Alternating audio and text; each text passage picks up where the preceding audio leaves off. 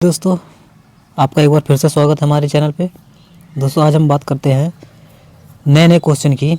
यहाँ पे देखिए, सबसे पहला क्वेश्चन है, एक कक्षा में 3x² प्लस 5x माइनस 9 बालक एवं x² 5 प्लस 5x प्लस 4 बालिकाएँ पढ़ती हैं। कक्षा में बालकों की संख्या बालिकाओं की संख्या से कितनी अधिक है, हल कीजिए। दोस्तों, यहाँ पे सबसे पहले हमको पहले ही कुछ आंसर दे दिया है। इसमें दे दिया है कि बालकों की संख्या बालिकाओं की संख्या से कितनी अधिक है, यानी कि जो है बालक की संख्या है हमारी ज़्यादा है और जो इसमें बालिकाओं की संख्या है इसको कम है। तो उसको क्या करेंगे, सबसे पहले हम बालकों की संख्या लिखेंगे कि बालक का संख्या कितनी है। संख्या कैसे लिखेंगे, पहले हमारा क्या है, ये बालक की संख्या है, इसको हम लिखेंगे 3x²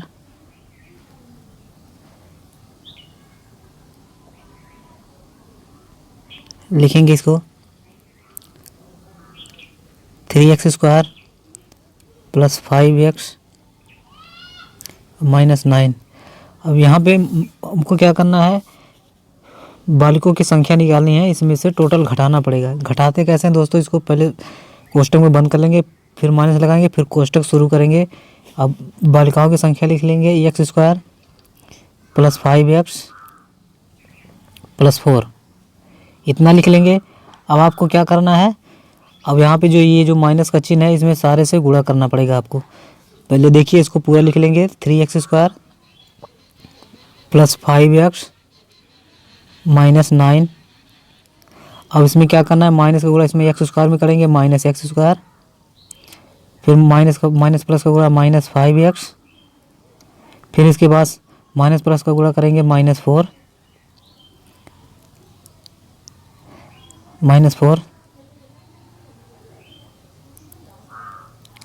अब क्या करना है, अब हमको देखना है कि क्या क्या हमें शब्द मिल रहा है। जो काटने के लिए मिल रहा है उसको काट देंगे, जो घटाने के लिए मिल रहा है घटा देंगे। देखिए, प्लस है, ये माइनस है, ये प्लस है, यानी 5x से कट जाएगा।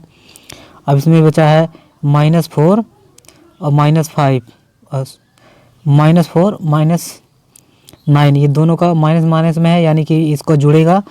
इसको पहले देख लेते हैं, 3x² प्लस है, ये माइनस है, इसको घटा लेंगे, बचेगा 2x²।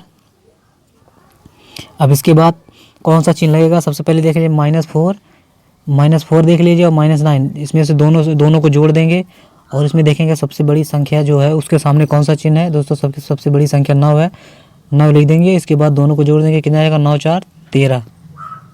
दोस्तों, यही है, बालकों की संख्या जो है बालिकाओं की संख्या से 2x² माइनस 13 अधिक है। दोस्तों, यही आंसर है। नेक्स्ट क्वेश्चन है, दो परिमेय संख्याओं का योगफल -1/3 है। यदि इनमें से एक संख्या -5/18 हो तो दूसरी संख्या ज्ञात कीजिए। दोस्तों, इसमें पहली संख्या दिया गया है, पहली संख्या कुछ भी मान सकते हैं, या XYZ को भी कुछ भी मानिए, या दूसरी संख्या आपको ज्ञात करनी है। इसमें से क्या करना है, पहले क्या है, पहली संख्या क्या है हमारी है, पहली संख्या मान ले रहे हैं, या तो पहली संख्या मानिए या दूसरी। पहली संख्या इसी को मान लीजिए, पहली संख्या आप इसी को मान लीजिए, -5/18 18 मान लीजिए। इसके बाद दूसरी संख्या हमारी क्या है, दूसरी संख्या क्या है, +x मान ले रहे हैं। दोस्तों, यहाँ पे प्लस क्यों लिखे हैं, क्योंकि लिखा है दो परिमेय संख्याओं का योगफल, यानी पहली संख्या और दूसरी संख्या, इनका दोनों का योगफल कितना है, -1/3 है। दोस्तों, पहली संख्या ये हमारी हो गई, दूसरी संख्या है, दूसरी संख्या को ज्ञात कैसे करते हैं। अब क्या करना है, अब आपको यहाँ पे 75 कर देना है, 75 x को यहीं पे रहने दीजिए। अब -1/3, ये जो प्लस यहाँ पे देख रहे हैं, प्लस का निशान है, उधर ले जाएंगे तो माइनस का निशान है, इधर ले जाएंगे, दाहिने तरफ सब चिन्ह इसका बदल जाता है। अगर बराबर के दाहिने तरफ ले जा रहे हैं या बाएं तरफ ले जा रहे हैं, कहीं ना कहीं इसका चिन्ह बदल जाता है, प्लस हो तो माइनस हो जाता है, माइनस हो तो प्लस हो जाता है। यहाँ पे आप देख रहे हैं माइनस है तो प्लस हो जाएगा, प्लस आपका हो जाएगा 5/18 हो जाएगा। अब इसका जो दोस्तों दोनों का लासा ले लेंगे, 3 और 18 का लासा कितना हो जाएगा, हमारा हो जाएगा 18 लासा हो जाएगा। अब इसमें क्या करना है, अब 3 से गुणे, अब -1 कर दीजिए, इसके बाद गुणे 3 का पारा 18 में पढ़िए कितनी बार जाए, 6 बार जाए, 3 छक 18, कोई बात नहीं, यहाँ पे लिख दीजिए। फिर प्लस का चिन्ह है, फिर 18 का 18 में गुणा करिए, 1 हो जाएगा, 5 गुणे 1 हो जाएगा। अब यहाँ पे दोस्तों क्या है, अब आपको लिख लेना 1 गुणे 6 बराबर कितना हो जाएगा, ऊपर आ जाइए, 1 गुणे 6 बराबर -6 हो जाएगा। इसके बाद प्लस, इसके बाद 5 गुणे 1 5 हो जाएगा, फिर बटे सबके 18 हो जाएगा। अब दोस्तों यहाँ पे क्या करना है, घटा देना है, क्योंकि प्लस माइनस माइनस होगा, लेकिन घटाना कैसे, 6 में से 5 जाएगा, 1 आएगा, 1 आएगा। अब बात यहाँ पे आती है, प्लस में रहेगा माइनस में रहेगा। दोस्तों जब भी आपको प्लस माइनस में कन्फ्यूजन हो रही है, देख लीजिएगा दोनों की संख्या कौन सबसे बड़ी है। इसमें देख रहे हैं 6 बड़ी संख्या है, यानी कि इसके सामने कौन सा चिन्ह है, माइनस, यानी कि माइनस, आप माइनस रख दीजिएगा। इसके बाद बटे 18 यहाँ पे दोस्तों -1 बटे 18, इसका जो आंसर होगा -1 बटे 18। आप इसको ज़रूर अपने कॉपी में लिख लीजिएगा दोस्तों, बहुत ही ज़बरदस्त क्वेश्चन है। चलिए दोस्तों नेक्स्ट क्वेश्चन है, एक्स स्क्वायर प्लस 1 बटे एक्स स्क्वायर का मान ज्ञात कीजिए जबकि एक्स प्लस 1 बटे एक्स बराबर 2 है। दोस्तों बहुत ही अच्छा क्वेश्चन है। आपको सीधा कहाँ से उठाना होता है क्वेश्चन, मैं आपको बता दे रहा हूँ। हमको यहाँ का मान ज्ञात करना है, ये वाला मान ज्ञात करना है। कैसे मान ज्ञात करते हैं, पहले ये वाला चीज़ देख लीजिए। आपको यहाँ पे हमको क्या लाना है, एक्स स्क्वायर प्लस 1 बटे एक्स स्क्वायर लाना है। तो इसके लिए क्या करना पड़ेगा हमको, पहले यहाँ से उठाइए। सबसे पहले आप लिख दीजिए, यहाँ से उठाना है आपको है, लिखिए एक्स प्लस 1 बटे एक्स। अब टोटल का वर्ग कर दीजिए, क्योंकि जो हमको यहाँ पे इसको यहाँ पे 2 दिया गया है, तो 2 हमको लाना है। वर्ग कर दीजिए इस तरफ भी और इस तरफ भी वर्ग कर दीजिए। अब इसका सूत्र क्या होता है, अब आप इसको रख लीजिए। सूत्र इसका क्या होता है, एक्स स्क्वायर प्लस 1 बटे एक्स स्क्वायर गुणे प्लस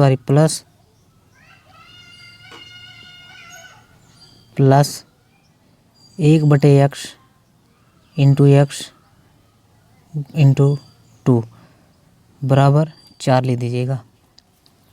अब आपको क्या करना है, यहाँ पे अब आपको देखना है ये एक्स एक कट जा रहा है, अब बच रहा है 2 हमारा।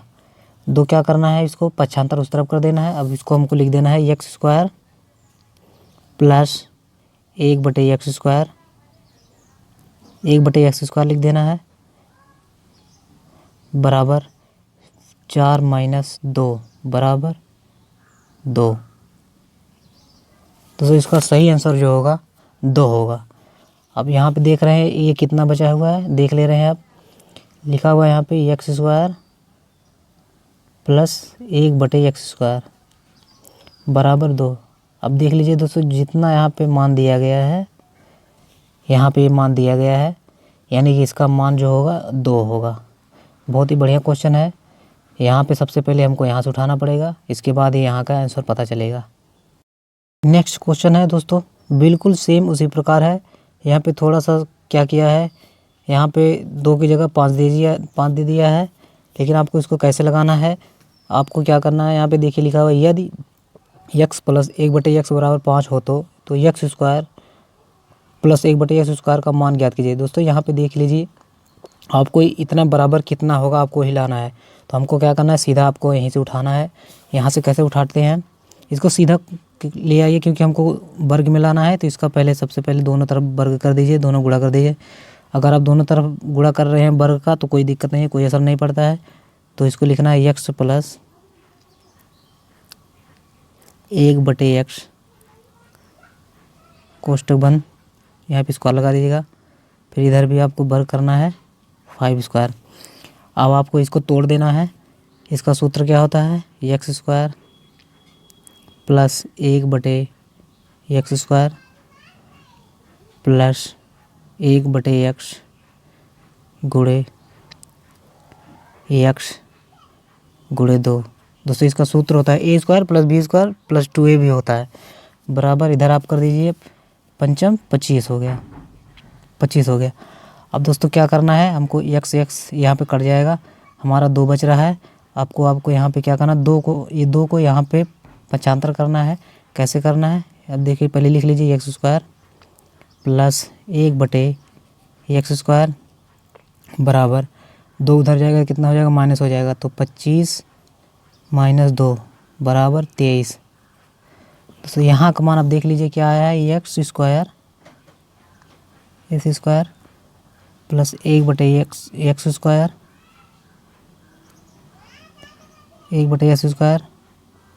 बराबर 23। तो इसका सही आंसर होगा 23। दोस्तों बहुत ही अच्छा क्वेश्चन है। यहाँ का आंसर होगा x² प्लस 1/x² बराबर 23। इसका सही आंसर है यही है। चलिए दोस्तों नेक्स्ट क्वेश्चन पे चलते हैं। अगला क्वेश्चन है -4/9 का गुणात्मक प्रतिलोम बताइए। ये दोस्तों बहुत ही अच्छा क्वेश्चन है। अगर आप इसको चाहेंगे तो लगा सकते हैं, किताब में पढ़ सकते हैं, लेकिन आपको किताब में नहीं पढ़ना, बिल्कुल सिंपल और आसान तरीका है। इसको कैसे लगाना है बिल्कुल बेसिक तरीके से आपको हम बताएंगे। इसमें दिया गया है आपको कि गुणात्मक प्रतिलोम होता क्या है, इसके बारे में सबसे पहले आप जानेंगे। गुणात्मक प्रतिलोम होता क्या है। ऐसी कोई संख्या लीजिए, आप ऐसी कोई संख्या लीजिए जिससे गुणा करने पर उसका मान बराबर करने पर 1 आए। जी हाँ दोस्तों, कोई भी ऐसी संख्या लीजिए, परिमेय संख्या कोई भी ऐसा संख्या लीजिए 0 को छुड़ा के उनका गुणा करने पर 1 आए। दोस्तों इसको कैसे लगाना पड़ेगा, 1 कैसे लाना है मैं आपको बता दे रहा हूँ। सबसे पहले आप -4/9 लिख दीजिए, -4/9। अब इसमें कौन सी संख्या से गुणा कराया जाए कि 1 आ जाए। इसको गुणा मान लीजिए, संख्या हमको पता नहीं है, उसको x मान लेंगे, बराबर 1 लाना हमको है। लाना कैसे है, अब देख लीजिए क्या हो गया। ये ऊपर का गुणा ऊपर होगा, इसके नीचे बटा 1 लिख सकते हैं हमें। अब इससे क्या होता है, गुणा में क्या होता है, ऊपर का ऊपर गुणा होता है, नीचे का नीचे गुणा होता है। पहले आप ऊपर का ऊपर गुणा कर लीजिए, -4 × x बराबर 4x माइनस, अब इसके बाद /9, अब बराबर क्या हो गया 1 हो गया। अब इसको क्या करना है दोस्तों, यहाँ पे आप देख रहे हैं 4x में 9 क्या भाग दे रहा है, तो आप यहाँ पे 1 की तरफ ले जाएंगे तो गुणा करेगा, और 4x यहीं पर रहने दीजिए। तो क्या हो जाएगा, इसको लिख दीजिए अब माइनस, इसको ऐसे कर दीजिए, यहाँ पे मैं लगा दे रहा हूँ, यहाँ पे करेंगे -4x बराबर हो जाएगा 9। अब हमको x लाना है, x बराबर कितना होगा, क्या करना है, x को यहीं पे रहने दीजिए, और आपको इसको क्या करना है, आपको यहाँ पे इस तरफ दाहिने तरफ ले जाना है। यहाँ पे गुणा कर रहा है 4, तो यहाँ पे क्या करेगा, भाग करेगा, तो 9/-4। दोस्तों माइनस कभी भी नीचे नहीं रहता है, बटा में कभी भी नीचे नहीं रहता, आप ध्यान दीजिएगा। कभी भी आंसर में आप नहीं देखेंगे बटा नीचे रहता है, इसीलिए इस ए ऊपर चला जाएगा। तो क्या हो जाएगा इसका आंसर, -9/4। दोस्तों इसका सही आंसर है गुणात्मक प्रतिलोम, इसका जो है -9/4। इसका सही आंसर है -9/4। दोस्तों इसका सही आंसर है -9/4। आप इसको गो टू ऑप्शन भी कर सकते हैं, यानी कि इसका उल्टा कर दिया गया है। 9 को ऊपर कर दिया गया है और 4 को नीचे कर दिया गया है, माइनस अपने जगह पे है। एक ये भी ऑप्शन है, एक आप ऐसे बेसिक तरीका भी लगा सकते हैं। अगला क्वेश्चन है 3 क्रमागत संख्याओं का योग 87 है, द्वितीय क्रमागत संख्या का मान ज्ञात कीजिए। ये बहुत अच्छा क्वेश्चन है, ये 5वीं से लेकर 12वीं तक सब में क्वेश्चन आता है, सबके लिए इम्पोर्टेंट है। एसएससी, जेई, ये इंटर का हो गए, हाई स्कूल का हो गए, 8वीं के लिए हो गए, यूपी टेस्ट, सीटी टेस्ट, सबके लिए है। बहुत अच्छा क्वेश्चन है, आपको इसमें समझना बहुत ज़रूरी है, क्योंकि ये कैसे कैसे लगाना है बहुत ही अपने आप में बहुत कठिन भी है, सरल भी है। इसमें लिखा हुआ 3 क्रमागत संख्याओं का योग 87 है, द्वितीय क्रमागत संख्या का मान ज्ञात करना है। दोस्तों 3 क्रमागत संख्या हमको ऐसी लेनी है जो लगातार आए। ऐसा नहीं है कि आप पहली संख्या 2 मान रहे हैं, तीसरी संख्या 5 मान ले रहे हैं, चौथी संख्या ऐसे मान रहे, ज़्यादा मान रहे हैं। जैसे पहली संख्या आप 2 मान लिए, तीसरी संख्या 8 मान ले रहे हैं, ऐसे नहीं करना है, बिल्कुल क्रमागत रहना चाहिए। लेकिन 3 क्रमागत संख्या कौन कौन सी है, अगर हमको नहीं पता है तो क्या मानते हैं हम, एक्स वाई जेड ऐसे कुछ भी मानते हैं, ABCD में मानते हैं। सबसे पहले क्या करना है हमको है, सब लोग एक्स मानते हैं, हम भी एक्स मानेंगे। इसमें लिखा हुआ 3 क्रमागत संख्याओं का योग। 3 क्रमागत हमको संख्या पहले बनानी पड़ेगी। हमको पहली संख्या एक्स मान ले रहे हैं, प्लस दूसरी संख्या माननी हमको क्रमागत से लिखनी है एक्स प्लस 1, क्योंकि दोस्तों इसमें एक्स ऐसे ही है। इसके बाद हम क्रमागत से जाएंगे तो यानी इसमें एक जोड़ना पड़ेगा, तो क्या हो जाएगा दूसरी संख्या एक्स प्लस 1। तीसरी संख्या हो जाएगी एक्स प्लस 2। दोस्तों इसमें पहली संख्या ये है, दूसरी संख्या ये है, तीसरी संख्या ये है, बराबर। इसमें क्या दिया है कि योग, ये तीनों का योग दिया है 87। ये हमको लिख लेना है 87। अब क्या करना है हमको, तीनों को योग यानी कि हमको जोड़ना है इस एक्स को 1 2 3, यानी 3 है कि 3x हो गया। इसको 3x लिख लीजिए। अब अंक में आप देख लीजिए 2 1 और 1 1, 2 1 3 हो गया यहाँ पे, बराबर क्या दिया गया 87 दिया गया, 87 दिया गया।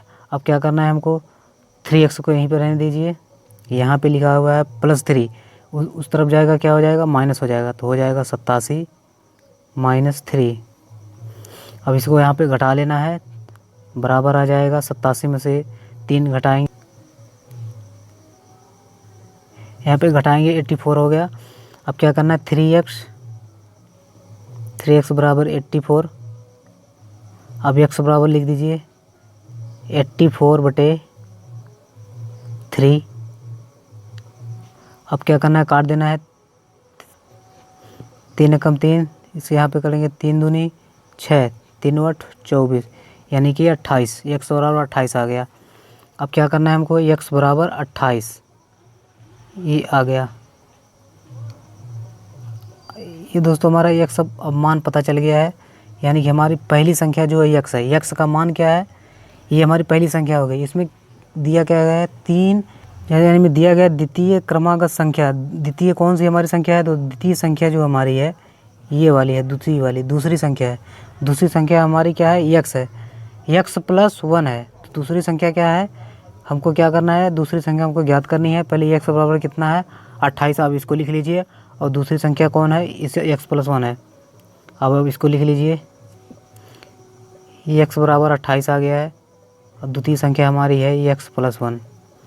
अब x की जगह पे हमको ये मान लिखना है, तो x के जब द्वितीय संख्या में x का मान कितना है 28 हो गया, अब प्लस 1 हो गया, द्वितीय संख्या ये हो गई 29। इसमें द्वितीय संख्या का मान सिर्फ दिया गया है, यानी द्वितीय संख्या हमारी हो जाएगी, द्वितीय संख्या हमारी हो जाएगी 29। इसका दोस्तों सही आंसर होगा 29।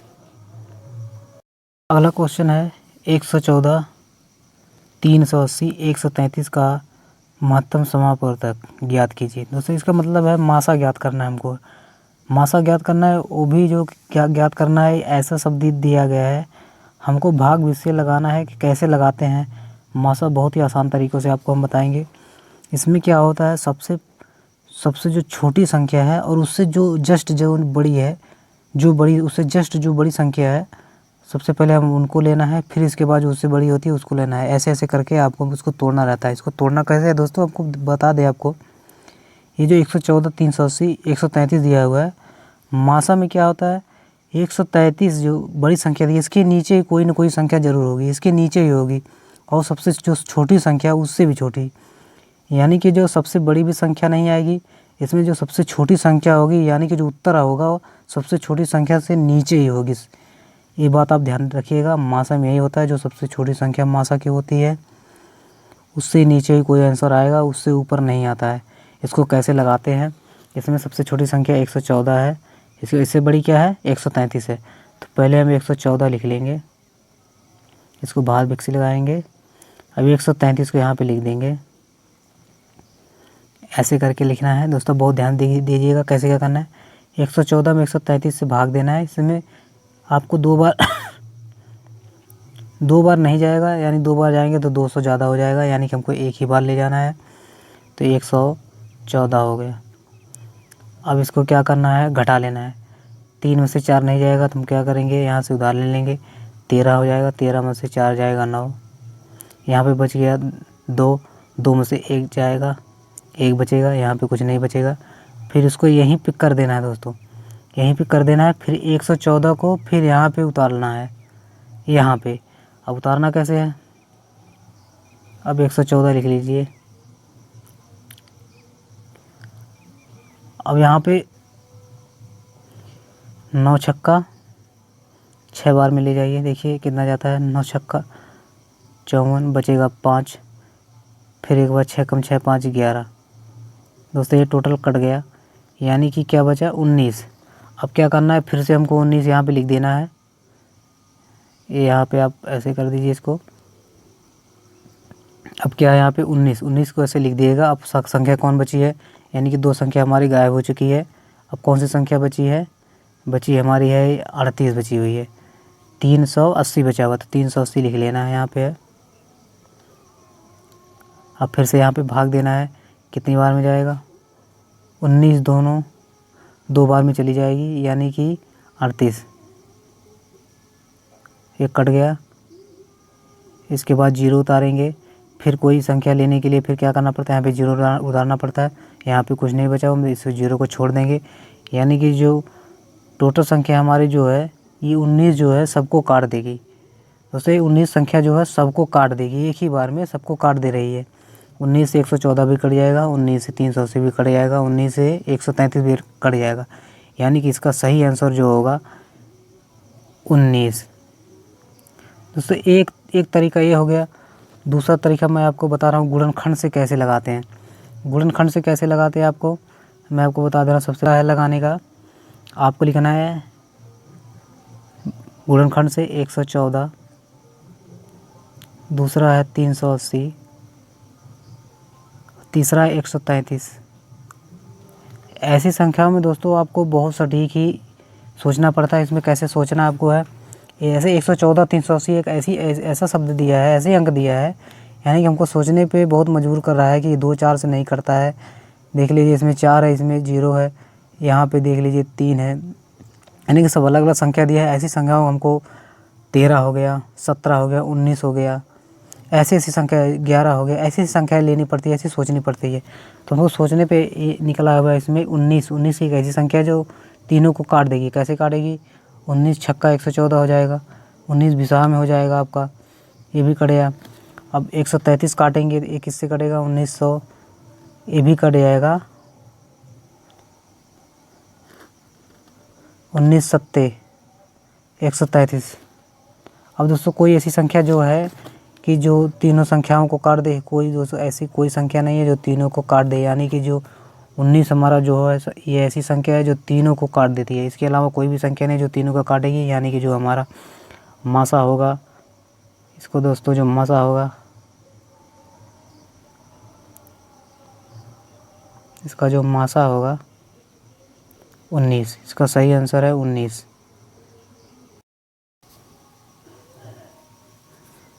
अगला क्वेश्चन है, एक आयत की लंबाई 10 सेंटीमीटर तथा चौड़ाई 6 सेंटीमीटर है।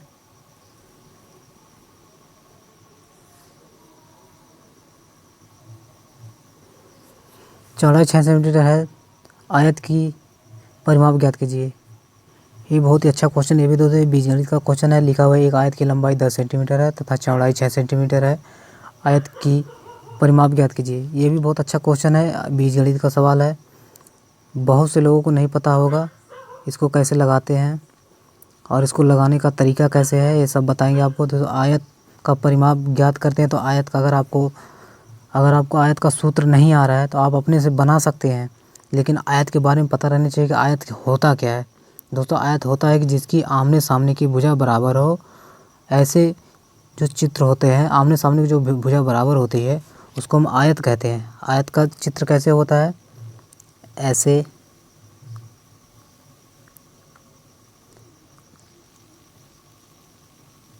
ऐसे। इससे क्या होता है दोस्तों, जिसकी आमने सामने की भुजा बराबर होती है। लिखा हुआ लंबाई, यानी कि लंबाई जो ज़्यादा होती है ये 10 सेंटीमीटर है,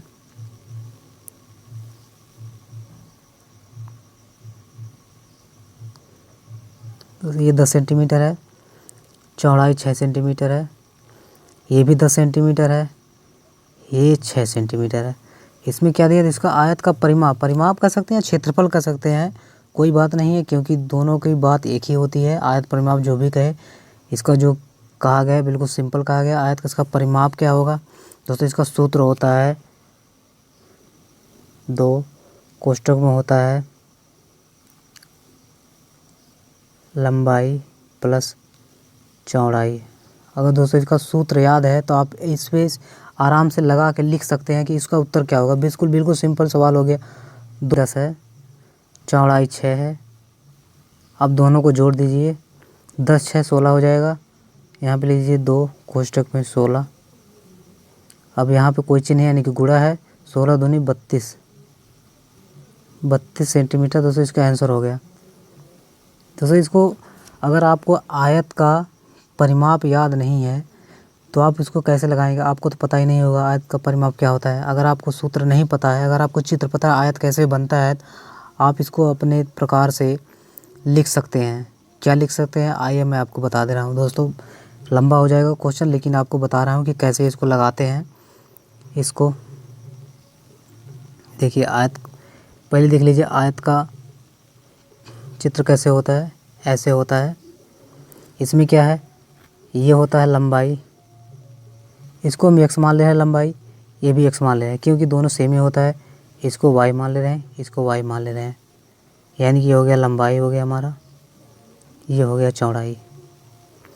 अब क्या करना है, अब परिमाप यानी कि क्षेत्रफल, परिमाप का जोड़ कर सकते हैं, यानी कि अब सबको जोड़ लीजिए। देखिए कितना x है, x प्लस x 2 बार है, प्लस y 2 बार है, यानी कि कितना हो गया, इसको लिख सकते हैं 2x प्लस 2y लिख सकते हैं, क्योंकि दोनों को साथ में जोड़ेंगे तो हो जाएगा। दोस्तों इसमें क्या है, दोनों कॉमन दिया गया है, क्या है 2 कॉमन है, इसमें 2 हम कॉमन ले लेंगे। इसमें क्या बचेगा कोष्ठक में, x प्लस y। दोस्तों यही सूत्र हो गया। देखिए हमारी लंबाई कितनी है, x है, चौड़ाई कितनी है, y है, इसका ही सूत्र हो गया है 2 कोष्ठ में x प्लस y, यानी x हमारा लंबाई हो गया, y चौड़ाई हो गया। इसीलिए सूत्र मैं आपको पहले ही बता दिया, इसको लंबाई मान लीजिएगा, इसको चौड़ाई मान लीजिएगा। इस सूत्र आप अपने खुद से बना सकते हैं, बहुत ही सिंपल और आसान तरीक़ों से बता सकते हैं कि कैसे आप इसको सूत्र बनाना कैसे आपको मैं बता चुका हूँ। इसमें सूत्र आप खुद से बना सकते हैं। इसका सही आंसर दोस्तों आपको बता ही चुके हैं।